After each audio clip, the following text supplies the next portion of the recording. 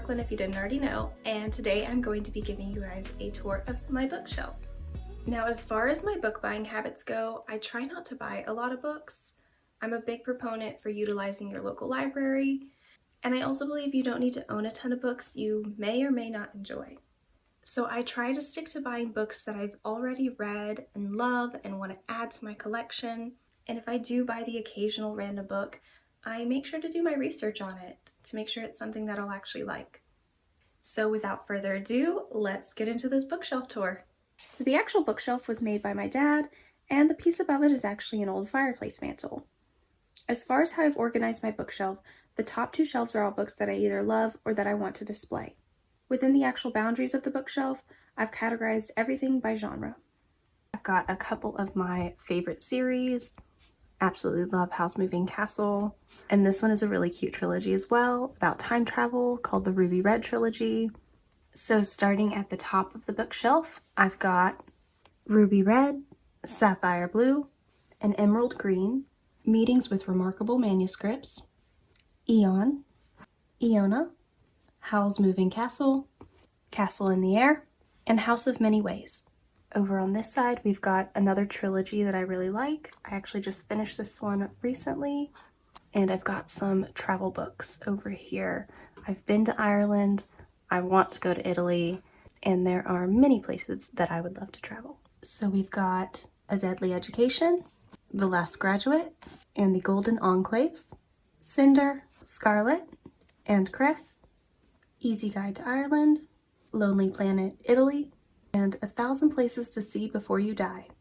Going down a shelf, we've got The Assassin's Blade, Throne of Glass, Dune, The Merry Adventures of Robin Hood, The Story of King Arthur and His Knights, The Girl Who Fell Beneath the Sea, definitely one of my favorites, Uprooted, another one of my favorites, Keeping the Castle, Hattie Big Sky, Emma, Northanger Abbey, Persuasion, Disney's Cinderella, Grimm's Fairy Tales, The Essential Tales and Poems of Edgar Allan Poe, and here I've got my mom's old copies of the Chronicles of Narnia from the 70s. I actually have fond memories of these books because these were some of the first books that she read to me when I was younger. So in this series, we've got The Lion, the Witch, and the Wardrobe, Prince Caspian, The Voyage of the Dawn Treader, The Silver Chair, The Horse and His Boy, The Magician's Nephew, and The Last Battle. And then these books here are part of my favorite adult fantasy series called the Emperor's Edge series. There's 7 books in the main series and then an additional book that came out later.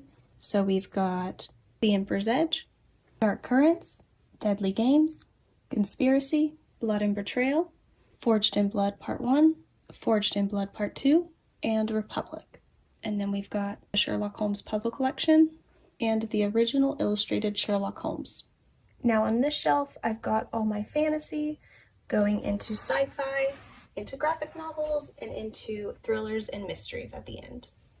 So starting off the fantasy genre, I've got How the King of Elfham Learned to Hate Stories, The Black-Tongued Thief, Poison, The Silence of Medare, Voices of the Lost, Cruel Beauty, City of a Thousand Dolls, The Harp of Kings, Stolen Songbird, Snow Like Ashes, The Young Elites, The Rose Society, A Touch of Darkness, Only a Monster, The Invisible Life of Addie LaRue, The Other Merlin, The Fairy Ring, Aragon. And I've got this beautiful dried floral wreath from a friend, and behind that, Lord of the Rings series, starting with The Hobbit, and skipping the first book because I have that one out on loan. We've got The Two Towers and The Return of the King. On this side, we've got Wolfstar, The Princess Bride, Jurassic Park, Feed, Alienated, The Fifth Wave, D. Gray Man Volume 1, 2, and 3, Dazzle, A Monster Calls, The Complete Persepolis, The Cat Who Came to Breakfast, The Cat Who Went into the Closet, Cain's Jawbone, Down the Rabbit Hole, Lightning, And Then There Were None, Death on the Nile, The Housemaid, The Girl on the Train, and The Secret of the Old Clock. Now I called this shelf my middle school and high school shelf because the majority of these books were books that I read in middle school through high school. The majority of the shelf is paranormal, but the biggest subgenre is vampire books, as you will see. Starting with Daughter of Smoke and Bone, The Coldest Girl in Cold Town, Vampire Crush, Jessica's Guide to Dating the Dark Side, Demonosity, The Mediator, What's a Ghoul to Do, The Trouble with Magic, More Tales for the Midnight Hour, Vampire Kisses, Kissing Coffins, Vampireville, The Coffin Club, Royal Blood, Love Bites, Demons of the Ocean, Tide of Terror, Blood Captain, Black Heart. And then we've got one of my favorite series when I was younger, the Vampire Academy series, starting with Vampire Academy, Frostbite, Shadow Kiss, Blood Promise, Spirit Bound, Last Sacrifice. And here we've got another favorite series of mine when I was younger, the Morganville Vampire series, starting with Glass Houses, The Dead Girls Dance, Midnight Alley, Feast of Fools, Lord of Misrule, Carpe Corpus, Fade Out, Kiss of Death, Ghost Town, Fight Club, Last Breath, Black Dawn, and Bitter Blood, House of Hollow, High Society, Uncommon Criminals, Perfect Scoundrels, Megan Mead's Guide to the McGowan Boys, When It Happens, If I Stay.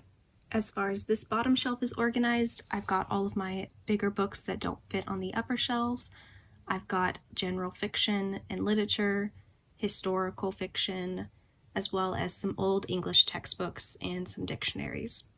And down at the bottom here, we've got the graphic Harry Potter novels, 1 through 5. I believe the 6th and 7th one will be coming out in the next couple years.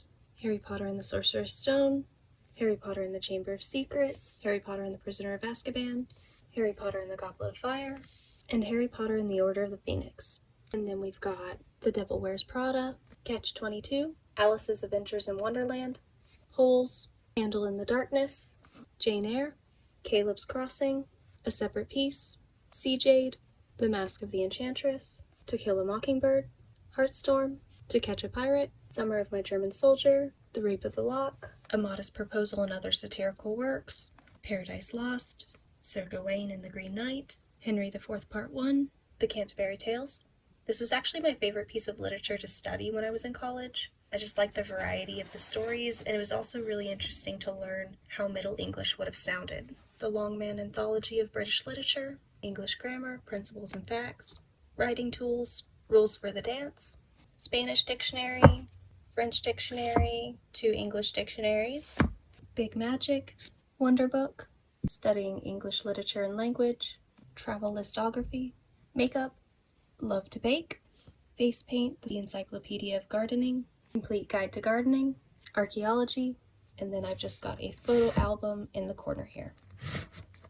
And then of course the Harry Potter books get their own shelf, mainly because I didn't have room on the other bookshelf, and they were the ones that I most wanted to display. So we've got Harry Potter and the Sorcerer's Stone, Harry Potter and the Chamber of Secrets, Harry Potter and the Prisoner of Azkaban, Harry Potter and the Goblet of Fire, Harry Potter and the Order of the Phoenix, Harry Potter and the Half-Blood Prince, and Harry Potter and the Deathly Hallows.